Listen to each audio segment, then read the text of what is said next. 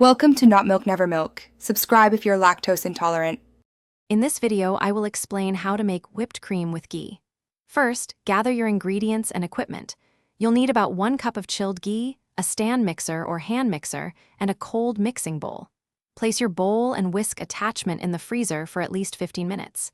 This crucial step helps the ghee emulsify properly, ensuring a light and airy texture. Let's get started with the preparation.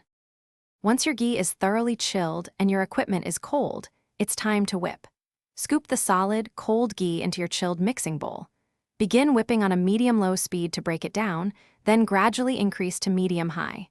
You'll notice the ghee transforming from a solid block into a light, airy, and fluffy consistency.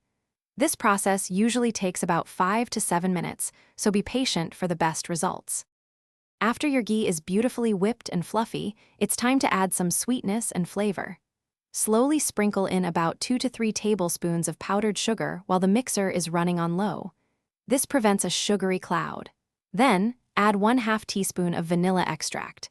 For a different twist, try a 1/4 teaspoon of almond extract. Mix until just combined, being careful not to overmix. Your delicious ghee whipped cream is now ready to enjoy. Serve it immediately over desserts, fruits, or hot beverages.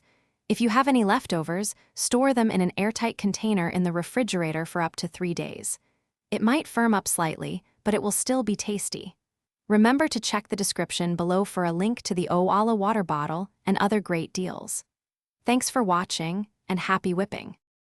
Thanks for watching. If this was helpful, leave a like and consider subscribing. See you next time.